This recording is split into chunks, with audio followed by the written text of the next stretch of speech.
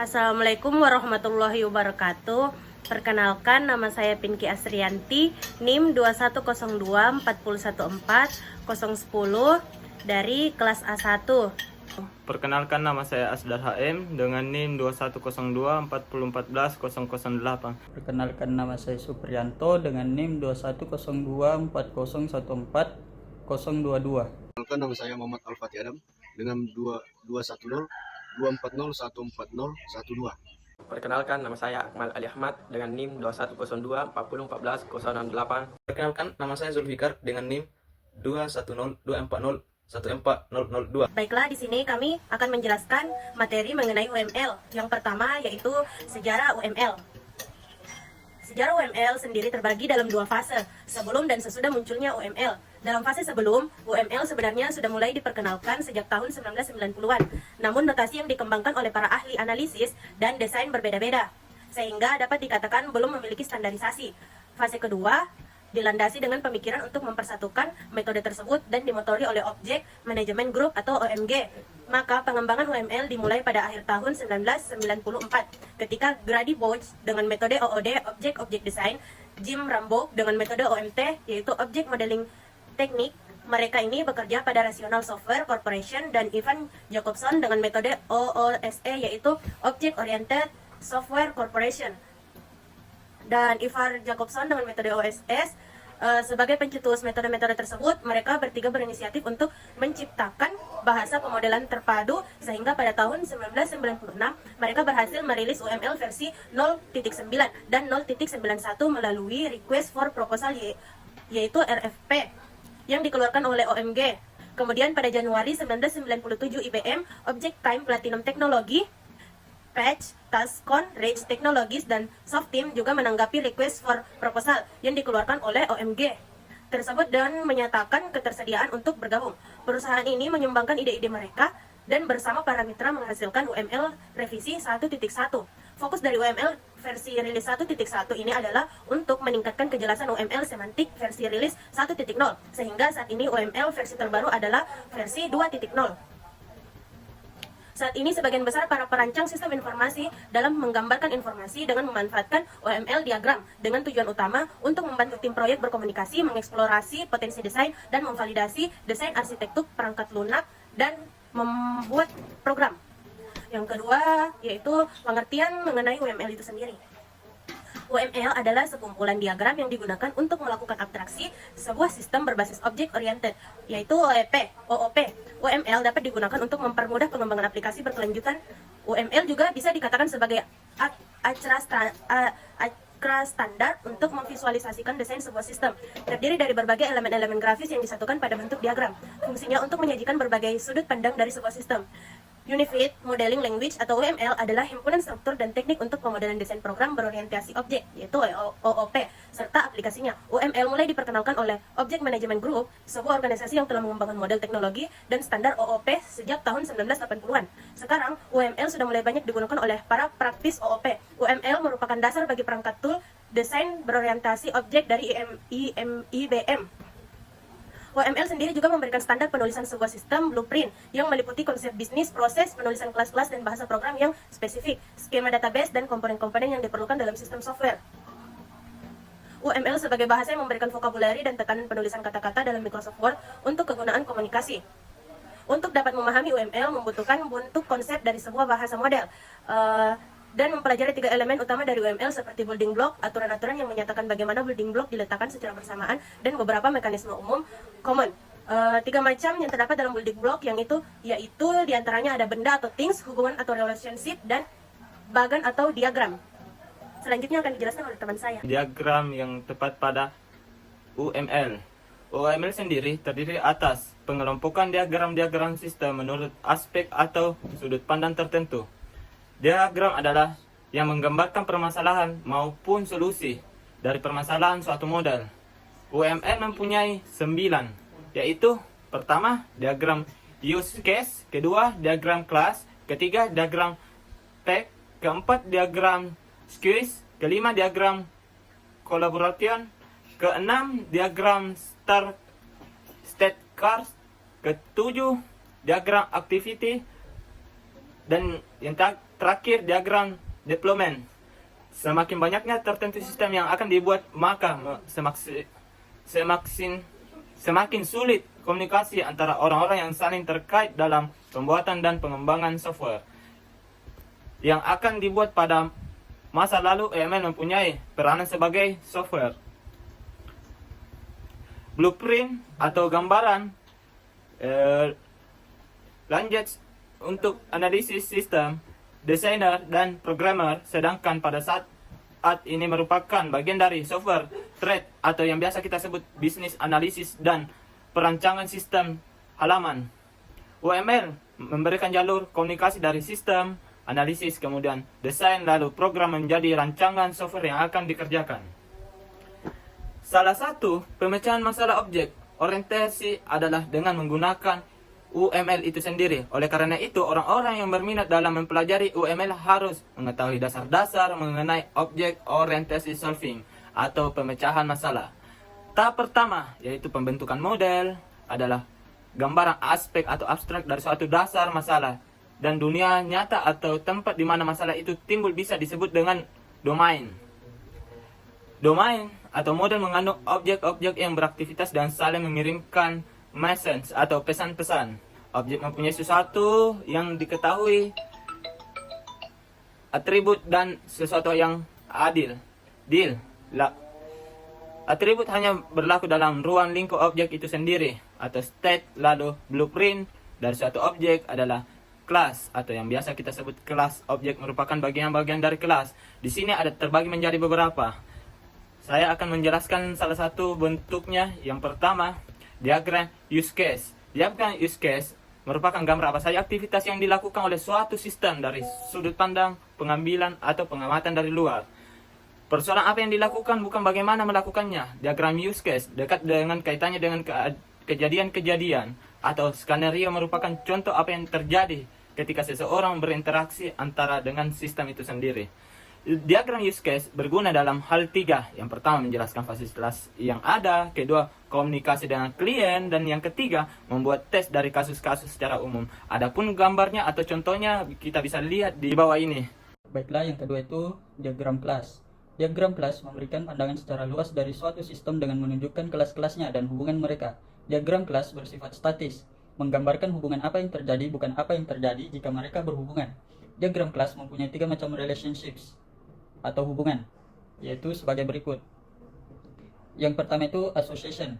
Suatu hubungan antara bagian dari dua kelas. Terjadi association antara dua kelas jika salah satu bagian dari kelas mengetahui yang lainnya dalam melakukan suatu kegiatan. Di dalam diagram kelas, sebuah association adalah penghubung yang menghubungkan dua kelas. Selanjutnya, aggregation. Suatu association di mana salah satu kelasnya merupakan bagian dari suatu kumpulan. Aggregation memiliki titik pusat yang mencakup keseluruhan bagian. Sebagai contoh, order detail merupakan kumpulan dari order. Yang selanjutnya, generalization. Suatu hubungan turunan dengan mengasumsikan satu kelas merupakan suatu superkelas atau kelas super dari kelas yang lainnya. Generalization memiliki tingkatan yang berpusat pada superkelas. Untuk tambahan, bahwa association mempunyai dua titik. Salah satu titik bisa memiliki label yang menjelaskan association tersebut. Multiplicity dari suatu titik association adalah angka kemungkinan bagian dari hubungan kelas dengan single instance atau bagian pada titik yang lainnya. Multiplicity berupa single number atau angka tunggal atau range number, angka batasan. Pada contoh, hanya bisa satu customer untuk setiap order, tapi satu customer hanya bisa memiliki beberapa order. Tabel di bawah mengenai multiplicity yang sering digunakan. Setiap diagram kelas memiliki kelas atau kelas, association, dan multiplicity. Sedangkan navigability atau alur arah dan role atau kegiatan merupakan opsional yang tidak diharuskan. Berikut contoh gambar diagram kelas. Yang ketiga itu package dan objek. Untuk mengatur pengorganisasian diagram kelas yang kompleks, dapat dilakukan pengelompokan kelas-kelas berupa package atau paket-paket. Package adalah kumpulan elemen-elemen logika UML. Ada jenis khusus dari diagram kelas, yaitu diagram objek. Kegunaannya untuk penjelasan yang sedikit dengan relasi yang sulit, khususnya relasi rekursif. Setiap tingkatan pada diagram berpengaruh pada single instance atau bagian tunggal. Nama bagian digarisbawahi dalam diagram UML. Untuk kelas name, atau nama kelas maupun instance name atau nama bagian bisa mengambil dari diagram objek selama arti diagram tersebut masih jelas. Yang keempat itu diagram sequence. Diagram kelas dan diagram objek merupakan suatu gambaran model statis, namun ada juga yang bersifat dinamis seperti diagram interaction. Diagram sequence merupakan salah satu diagram interaction yang menjelaskan bagaimana suatu operasi itu dilakukan. Message atau pesan, analisis dan perancangan sistem halaman 10, apa yang dikirim dan kapan pelaksanaannya. Diagram ini diatur berdasarkan waktu. Objek-objek yang berkaitan dengan proses berjalannya operasi diurutkan dari kiri ke kanan berdasarkan waktu terjadinya dalam pesan yang terurut. Berikut gambar contoh diagram sequence. Left line adalah garis dot atau putus-putus vertikal pada gambar, menerangkan waktu terjadinya suatu objek. Setiap panah yang ada adalah pemanggilan suatu pesan. Panah berasal dari pengirim ke bagian paling atas dari batang kegiatan atau action atau activation bar dari suatu pesan pada left line penerima. Activation bar menerangkan lamanya suatu pesan diproses. Yang kelima itu diagram collaboration.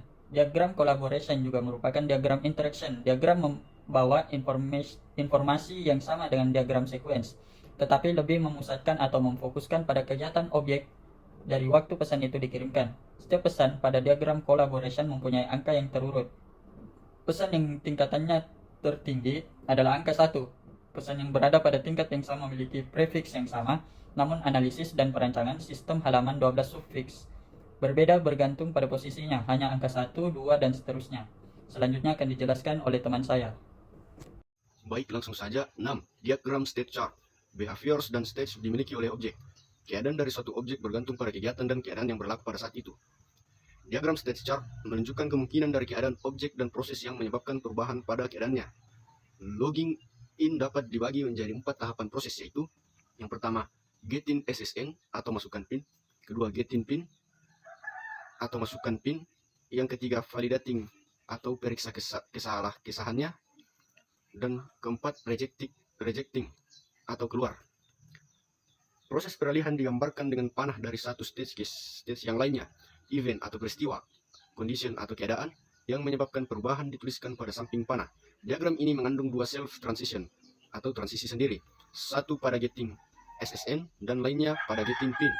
Keadaan awal stage atau black circle lingkar hitam adalah dummy atau model untuk memulai action atau kegiatan.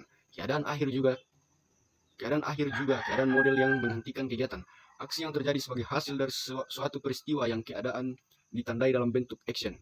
Pada validating state, objek tidak menunggu peristiwa dari luar untuk menyebabkan suatu perubahan. Sebagai gantinya, melakukan suatu activity atau aktivitas. Hasil dari aktivitas tersebut menentukan keadaan berikutnya dari objek tersebut. 7. Diagram activity. Pada dasarnya, diagram activity sering digunakan oleh flowchart. Diagram ini berhubungan dengan diagram state chart. Diagram state chart berfokus pada objek yang dalam suatu proses atau proses menjadi suatu objek. Diagram activity berfokus pada aktivitas-aktivitas yang terjadi terkait dalam suatu proses tunggal.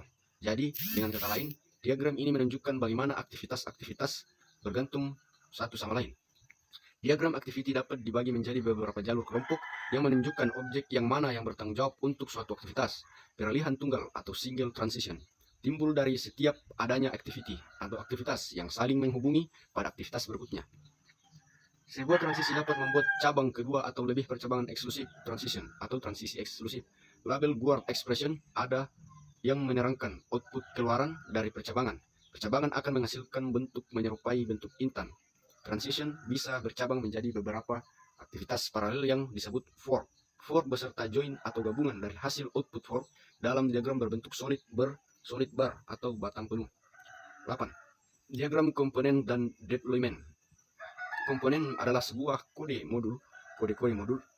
Diagram komponen merupakan fisik sebenarnya dari diagram kelas. Diagram deployment menerangkan bahwa konfigurasi fisik software dan hardware. Fisik hardware berbentuk seperti node-node. Setiap komponen merupakan bagian dari node. Pada gambar, komponen berbentuk 2 kotak tersusun yang terletak di sebelah kiri atas. Baiklah, saya akan menjelaskan fungsi-fungsi UML. Fungsi-fungsi UML. UML banyak digunakan karena memiliki banyak fungsi. Di antara fungsi-fungsi UML tersebut seperti diuraikan di bawah ini. 1. Sebagai bahasa pemodelian visual yang memberikan gambaran kepada pengguna dan dapat digunakan untuk berbagai macam pemrograman atau proses umum rekayasa.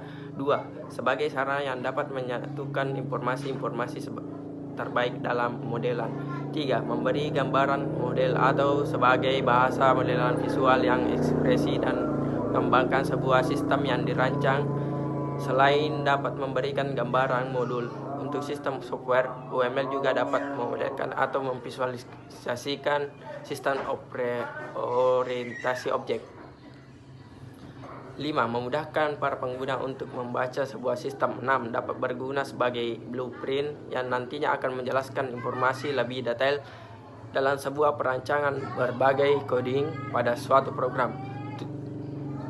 7. Bisa digunakan sebagai alat transfer ilmu mengenai sistem aplikasi yang akan dikembangkan dari satu developer ke developer yang lain. Langkah-langkah menggunakan UML. Untuk menyusun sebuah diagram UML ialah dengan mengikuti langkah-langkah berikut. 1. Pertama, buat daftar bisnis proses terlebih dahulu dari level paling atas yang digunakan untuk mendefinisikan aktivitas yang dimungkinkan muncul. 2. Melakukan pemetaan use case bagi setiap bisnis proses yang lebih disusun sebelumnya. 3. Kemudian membuat deployment secara umum atau kasar. 4. Membuat definisi rekrutmen lain non-fungsional. 5. Mendefinisikan objek-objek yang ada di level atas, paket maupun domain. Dilanjutkan dengan membuat square diagram. 6. Lakukan buat rancangan unsur inverse. 7. Selanjutnya membuat kelas diagram dan modelan yang sudah tersedia. 8. Membuat komponen diagram berdasarkan hasil kelas diagram yang telah dibuat sebelumnya. 9. Membuat rincian development diagram yang tadi telah dibuat. 10. Dan terakhir, mulai membangun sistem. Terdapat 2 pendekatan seperti pendekatan use case dan pendekatan komponen. Kekurangan UML menurut para ahli. UML memiliki banyak jenis diagram dan notasi yang harus dipahami dan dikuasai oleh pengembang. Perangkat lunak hal ini dapat menjadi kompleks bagi pengembang yang baru memulai atau tidak memiliki pengetahuan mendalam tentang UML. 2. Kesalahan interpretasi diagram UML dapat diinterpretasikan secara berbeda oleh pembaca yang berbeda. Hal ini dapat menyebabkan kesalahan dalam pemahaman dan komunikasi yang dapat berdampak pada keputusan yang tidak tepat dalam mengembangkan perangkat lunak. 3. Diperlakukan keterampilan dan pengalaman. Pengguna UML membutuhkan keterampilan dan pengalaman dalam hal pemodelan perangkat lunak. Pengembangan perangkat lunak perlu menguasai konsep dan notasi UML serta mengerti bagaimana menerapkan UML dalam pemodelan perangkat lunak. 4. Fleksibel terbatas. UML memiliki aturan sintaks yang harus diikuti dan penggunaan hal ini dapat mengurangi fleksibel dalam pemodelan perangkat lunak dan dapat menghambat inovasi dalam pengembangan perangkat lunak. Kelebihan UML. Kelebihan UML menurut para ahli. 1. Memperjelas komunikasi. 2. Mempermudah analisis dan desain.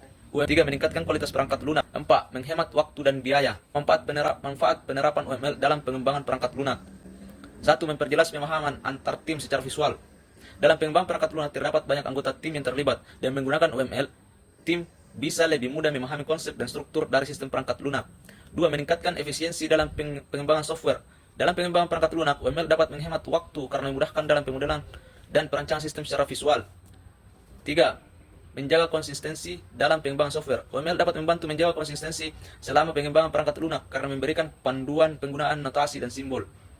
Kesimpulan, Unified Modeling Language atau disingkat dengan UML adalah standar umum untuk memodelkan sistem perangkat lunak. UML digunakan untuk mendefinisikan, memvisualisasikan, menginstruksi, dan mendokumentasikan artefak perangkat lunak dalam proses pengembangan sistem.